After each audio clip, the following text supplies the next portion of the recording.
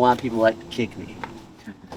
So I'll reference, I'm able to move. I can always go back to the seats, come back into the V. This is placing myself in the V. You'll notice that you can articulate in this one too, right? I'm using the car to move. My name is Alan Baker, and I've dedicated over 45 years to the study of the combative arts. Welcome to the Warrior's Path, where we train minds and bodies through the study of violence. Yeah, so if I accelerator that, I know he needs this.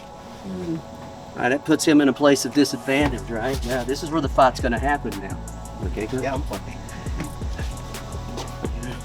Hook it, check it. There's one, right? Because I want him to close the wing knee. He'll straighten that up. See, there it is. See how you put weight in that foot? Wing knee back. We're not even, of course he isn't either. He knows that game, so. Does that help, sir? Next one is the runway. Sometimes big trucks, my feet, but this is what we nicknamed the runway. And I want to know my movement. I'll commonly reference this first, but there's always a wingman. I'm fighting Chris and his wingman is about to slam this door on me. Slam the door, because it's a weapon system. So if I go over here and he's keeping pressure on the door to help me train, I'm right? And it's crazy as it is. One of the most common things I get is the front kick. Boom, right. And you can do this idea with all of the focus mitt drills you play. He gives me one and I just let him play it on the frame. There you go. Good. Right. See what almost happened there? Yep. And I'm set up to play. I'm also referencing because coach is giving me pressure. If I'm like this, he's like, boom, dang. I have to reference it, right? But I'll use the same thing in punching. I'll stay in order to get the time. Once I understand the time, a little thing like that, if he's punching here, right. Let's see how you put weight. You guys see what's loaded up right there?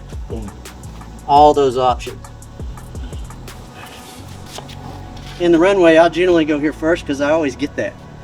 I don't know why people like to kick me. So I'll reference, I'm able to move. I can always go back to the seats, come back into the V.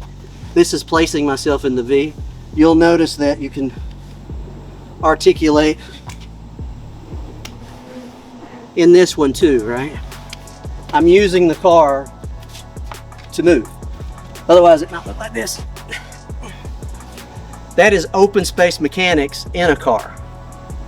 So the whole purpose of dog boxing is, well, how do I use this? Coach earlier was like, shoulder walk. Yeah. How would I use it in this environment? So runway and in the V. Sometimes you have to skip one or you get pulled all the way out. I ended up here one time, I think it might have been you, grabbed my foot and was dragging me out. And I ended up in the V. I remember one time ending up all the way on the ground. You have to have answers to there too. Questions on that one. So we have seated forward, shin box, edge of the seat, runway, in the V. The V navigation is, and it'll feel different on that vehicle. Rotations, reference in the car, shoulder reference. Did I just turn the lights on?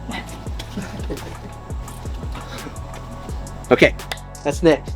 So the next reference, we did the runway, we're in the V, navigating the V, is we call it a shoulder ride. Now sometimes I'll come up and I'll set my shoulder on the metal. I'm gonna ride the vehicle. So my weight is gonna be in the vehicle. I'm taking my weight off because I don't wanna mess the car up. And I'm going to transfer, I'll ride this all the way around the car if I have to. So a shoulder referenced to a shoulder ride, and it starts to introduce the vertical surface. The world's cardboard.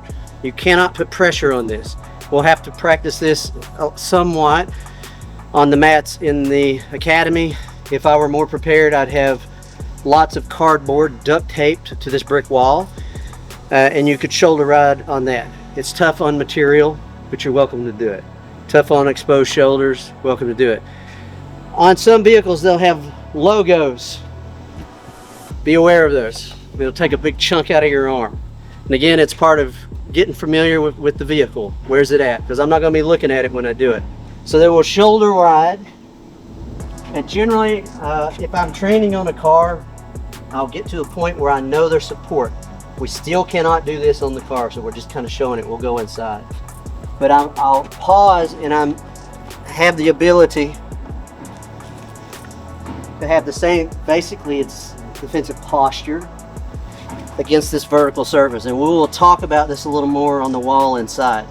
But the next reference point will be stopping somewhere on the way, either by choice or I've ran into somebody.